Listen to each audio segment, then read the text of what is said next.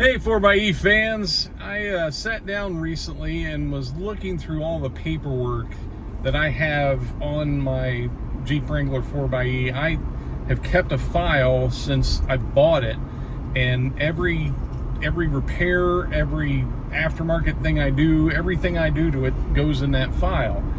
And it doesn't, like I had the windows tinted at one point. I've got a piece of paper in there on that, and I had, I bought a set of tires off of Facebook Marketplace, and I put that in there, like any repair that's been done, and there have been several, which is kind of the point I'm getting to, and those have all gone in there. In the lifetime of this Jeep, it's had 2 coolant pump A's, it's had that process done twice, and it's had the electric coolant heater, it's had a leaky rear axle, which they ended up having to replace the rear brake pads and everything during that process because the axle grease got all over the pads. And that was the tech in the shop that called that out. And he was like, yeah, I see the leaky axle, but you also had this issue. And he got the brake pads replaced under warranty. And finally, just recently had the hybrid battery replaced. And I'm sitting thinking about the cost of all of those parts, and in balance with that, every time I've had the vehicle laid up for a little while, I have had a rental car or had a loaner vehicle. Most of the time it's rental, but a couple of times it's been a loaner vehicle. And the loaner, of course, comes from the dealership, and I'm sure the dealership somehow expenses those out back to Jeep or something. I don't know how that works. But the cost of the rental vehicle, of course, Jeep pays for that. And I have to, in a world of numbers, I'm married to an accountant. I don't claim to be one, but in a world of numbers, I have to look at, one, the expense of shipping those parts, and especially the battery, shipping those parts to the garage, and then paying for those parts. Whereas if Jeep would increase the quality of those parts, now I know those parts are supplied by contractor, they're people that are, so the suppliers basically are supplying those parts. So that's not necessarily Jeep's fault per se that issue is going on with parts that aren't as reliable as they should be, but the buck stops with Jeep. And I think Jeep could have money well spent to spend a little bit more on the front end and make sure that the parts are a quality part, and not have to spend money on the tail end in doing warranty repairs and paying for rental vehicles. To me, from an accounting perspective, I would be looking at that if I were somebody at Jeep going, wow, it seems like we could spend a little bit more money in initial quality and a little less on the tail end doing these warranty repairs. I sitting down looking at that paper, I believe Jeep has made a really good product. I believe they have designed and implemented a really good product in the 4xe, but the problem is with their parts.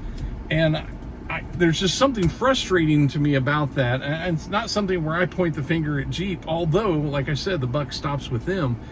But I just think if there could be a little bit more attention given, which would require a little bit more funding, I would assume, given to the initial quality of all the parts, then Jeep wouldn't be spending all this money on the tail end fixing things. I'm in the process of waiting on a hood and 4 doors for this vehicle, and the service guy at the dealership said that was $8,000.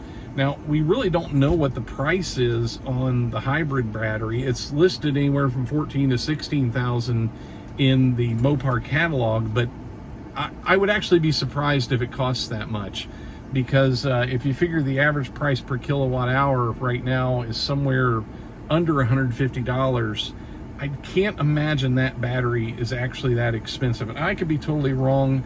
I don't know where its actual assembly is. I haven't been able to figure that out. I don't know if its assembly is here in the United States or if it's assembled overseas at a Samsung location. I don't know, but the actual cost of that battery, it doesn't seem feasible to me that it could actually be in the $14,000, $15,000, $16,000 range. So I don't know what that price tag really looks like, but in either case, that's got to be an expensive process to both pay for the battery, pay for it to get surface shipped. You can't fly these things around; they have to be surface shipped. If you have a foreign produced vehicle like that's made in Japan or made in Germany that has a hybrid battery, and they assemble that battery over there, they have to put it on a boat to get over here. It cannot fly. So however wherever these batteries are coming from, and I can't imagine it came from outside the United States, at least in that final journey to me, because it came within about a week. And so I imagine, I don't know if that's coming from somewhere in the northern Ohio or Michigan area. I don't know where that's, if they're being stored there or if they're being assembled somewhere there. I don't know. I'd love for somebody in the comments that knows more about where those batteries are coming from, because that would actually tell us a little bit more about its cost and its shipping costs as well. But I just wanted to share those thoughts, because I just think Jeep has made a great vehicle, but the quality issues are coming from the supplied parts that are supplied by outside contractors. And at least I assume so. I don't know where that coolant pump's made. I don't know where that electronic coolant heater's made. I'm assuming those are coming from outside suppliers.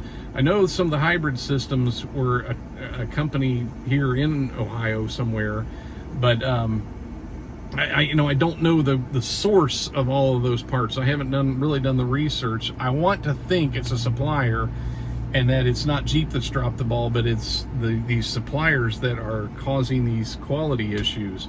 But in the long run, it just seems like if Jeep spent a little bit more money on the front end, they wouldn't have to spend so much money on the tail end. And if they can do that, I mean, the price tags on these things is wow.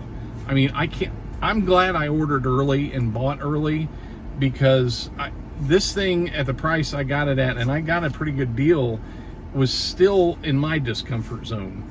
And the way the price of these things have gotten really high, I don't know if price would be an issue for me today. I mean, that's why I bought a Sahara, because I knew the Rubicon would be a little bit more.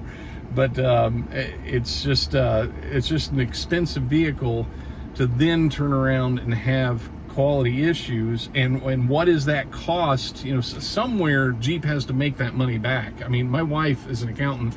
She's convinced Jeep, after these doors and the hood and the battery and all the other things, she's like, there's no way Jeep's making money on your Jeep. You know, they are at the point where they have to be losing money.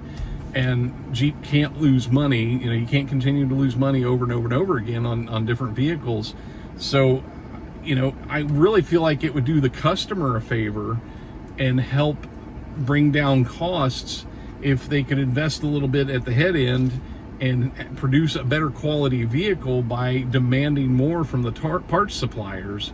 And I think it would be a win for everybody if we could convince somebody at Jeep to take that project on and run with it, so we're not dealing with all these issues. And on a convenience side of things, man, am I glad I have a company vehicle.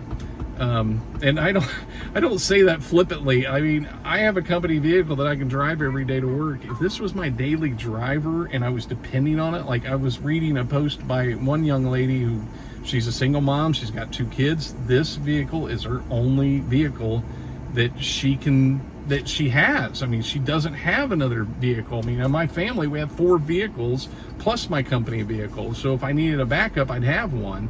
But for those that depend on this vehicle, that quality matters.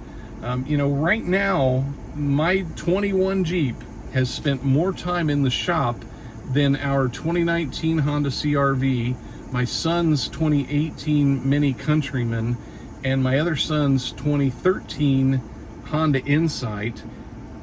And I'll even add my 2016 Ford Transit minivan that I drive for work. This vehicle has spent more time than those other 4 vehicles collectively. And I think that says something that Jeep really needs to pay attention to. And I think it's one of those things that could very easily be made to happen if the right person started taking on the task of ensuring that the parts that go in these vehicles, that the vehicle is a sum of its parts, and that the parts that go into these vehicles are high quality enough that the vehicle doesn't have the issues that that we're seeing a lot of people have. But I will still maintain most people are not having all these issues.